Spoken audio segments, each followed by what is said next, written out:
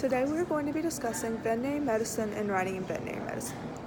If you are unfamiliar with what veterinary medicine is, it is described by the Merriam-Webster Dictionary as the science and art that deals with the maintenance and health of the prevention, alleviation, cure of disease and injury in animals and especially in domestic animals.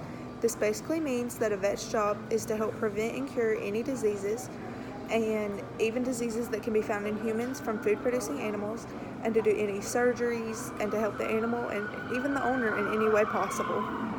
What many people do not see is all the different types of vets that there are. There are small animal vets, large animal vets, people who do both. There are vets that work on military bases and in zoos. It all just depends on the circumstance. A vet's job can range from helping take care of a baby kitten to doing an emergency surgery on a full-sized wild animal. Writing in veterinary medicine is much like writing in any other medical field. There are files that need to be kept. Records of the patient's medicine intake definitely need to be kept so they know what's been taken, when it needs to be taken again, and how the patient reacted to that medicine. And prescriptions have to be written so that patients can get the proper medicine. Vets have their own system of writing, much like any other group, and they tend to prefer it to be written in APA format, much like this class. The different types of writing in veterinary medicine. There are prescriptions, medical charts, records, emails to pet owners, medical journals, and so much more. There are many documentations and requirements, but in an interview with Karen Bowles, she explained the difference between writing in vet school and writing in an actual animal hospital. She says that writing in class is very different from writing in a vet's office. On patient charts in the hospital, we use a certain format with lots of abbreviations. Writing always differs based on the vet. It just depends on the job they have. I know that in your local vet's office, they might have different records than somebody who's in the wild on a daily basis.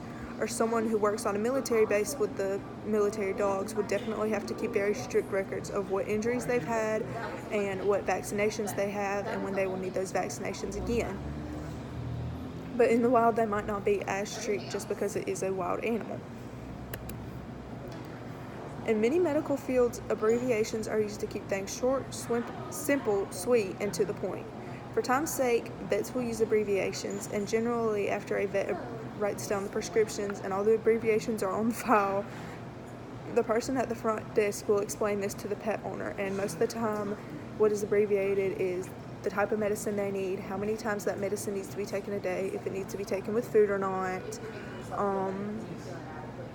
If the pet needs surgery, it might have an abbreviation for that.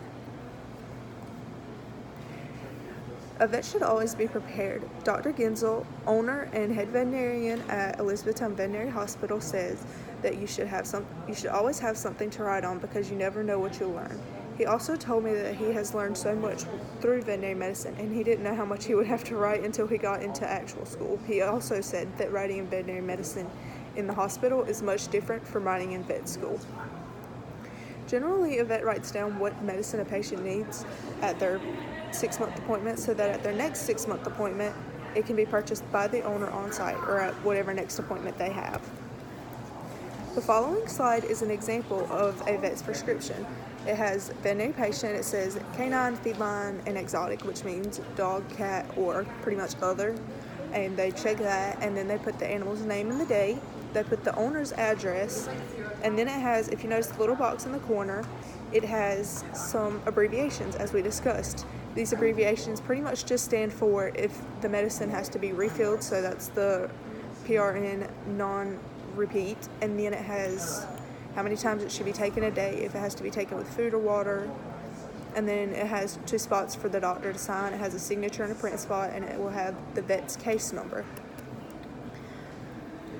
The following slide is an animal record, and when working with Dr. Genzel, I got to alphabetically organize all of the animal records, and they looked a lot like this. It pretty much just has the owner's name, the address, the pet's name, gender, age, birthday, color and markings. It has a lot of details about the vets or about the pet and how many surgeries it's had, what surgeries it's had, what injuries it's had, what kind of medicine it's taking now, what kind of medicine it's taken in the past.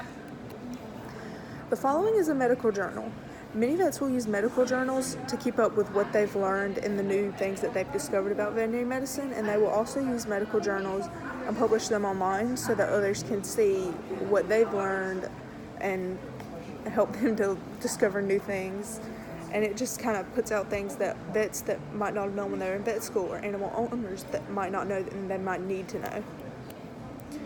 Overall, writing in veterinary medicine is like writing in any other medical field, but it can be complicated if you don't understand all the abbreviations, but it's much simpler if you do.